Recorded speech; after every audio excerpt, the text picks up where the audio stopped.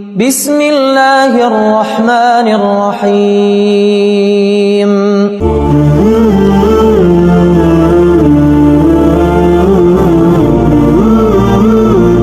مدینہ منورہ سے کوئی 300 کلومیٹر دور ایک خاموش علاقہ ہے، اس کو مدائن صالحہ کہتے ہیں۔ اس علاقے میں حضرت صالح علیہ السلام کی قوم آباد تھی۔ اس قوم کو قوم سمود بھی کہتے ہیں۔ یہ قوم حضرت ہود علیہ السلام کی قوم کے ہم اثر تھے۔ حضرت ہود کی قوم کو قوم عاد کہتے ہیں، جن کی باقیات آج کل بحرین کے صحرا ابار میں موجود ہیں۔ چنانچہ قوم صالح علیہ السلام یا قوم سمود نے اللہ سے کفر کیا۔ بہت بڑے لمبے چوڑے اور طاقتور تھے۔ انہوں نے پہاڑوں کے اندر اپنے گھر بنا رکھے تھے جو کسی بھی موسم شدت کا مقابلہ کر سکتے تھے۔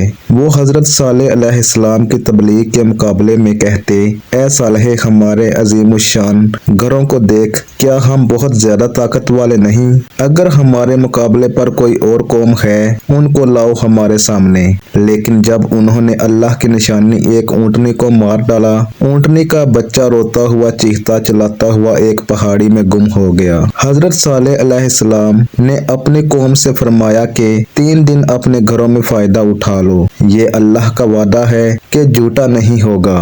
تو اللہ نے حضرت صالح علیہ السلام کو اور کچھ لوگوں کو اپنی مہربانی سے بچا لیا۔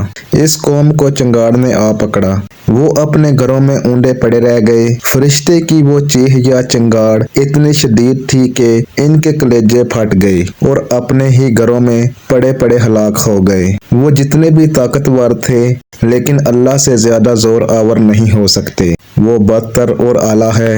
روایت میں ہے کہ حضرت محمد صلی اللہ علیہ وسلم اپنے کچھ اصحاب کے ساتھ اس علاقے سے گزرے۔ حضرت محمد صلی اللہ علیہ وسلم کے چہرہ انوار پر اضطراب تھا اور ایسا لگتا تھا وہ جلدی میں ہیں۔ وہاں کے لوگوں نے ایک کنویں کا پانی پیش کیا، لیکن حضرت محمد صلی اللہ علیہ وسلم نے اپنے اصحاب کو منع فرما دیا اور جلد وہاں سے نکلنے کا حکم دیا۔ صحابہ نے اضطراب کی وجہ سے پوچھی تو حضرت محمد صلی اللہ علیہ وسلم نے فرمایا، یہاں اللہ کا عذاب نازل ہو چکا ہے۔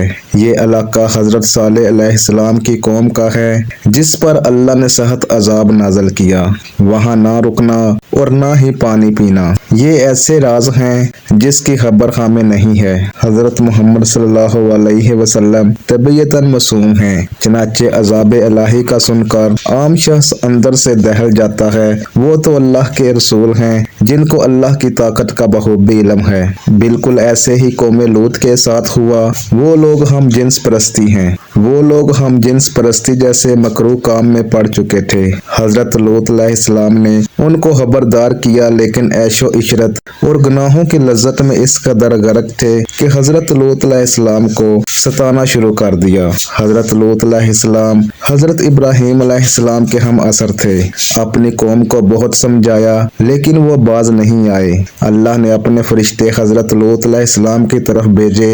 انہوں نے حضرت لوط علیہ السلام سے کہا کہ کچھ رات رہے، یہاں سے اپنے اہل عیال کو لے کر نکل جائیں۔ اللہ نے قرآن میں فرمایا ہے کہ ہمارے عذاب کا وقت صبح ہے، اور کیا صبح کچھ دور ہے؟ فرشتوں نے تاکید کی کہ کوئی شخص پیچھے مڑ کر نہ دیکھے۔ چنانچہ سحری کے وقت قوم لوط پر اللہ نے آسمان سے پتھروں اور آگ کی بارش کر دی، اور قرآن میں اللہ نے فرمایا کہ ہم نے ان پر تہ بر تہ کنکریاں برسائیں اور پوری بستی کو نیچے سے اوپر کر دیا۔ آج جدید سائنس نے اس بات کو ثابت کر دیا ہے کہ جب یہ قوم زمین پر تھی اس وقت برج سنبلا سے شہاب ثاقبوں کی بارش ہوئی تھی۔ وہ پتھروں کی بارش آگ کے بگولوں کی طرح اس قوم پر نازل ہوئی تھی۔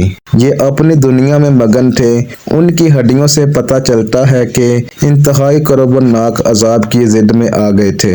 حضرت لوط علیہ السلام کی بیوی نے اللہ کے حکم کی خلاف ورزی کی اور مڑ کر پیچھے تباہ ہوتا شہر دیکھنے لگی اور وہیں پتھر کی ہو گئی۔ ان کی باقیات آج بھی بحیرہ مردار کے پاس وادی صدوم میں دیکھی جا سکتی ہیں۔ اللہ ہمیں اپنے سیدھے راستے پر چلنے کی توفیق دے اور عذاب الہی سے بچائی رکھے، جو یقیناً ہمارے لیے بہت بھاری ہوگا۔ اس کے ساتھ ہی مجھے دیجیے اجازت۔ ویڈیو اچھی لگے تو چینل کو لازمی سبسکرائب کر دیں۔ ملتے ہیں پھر ایک نئی ویڈیو میں۔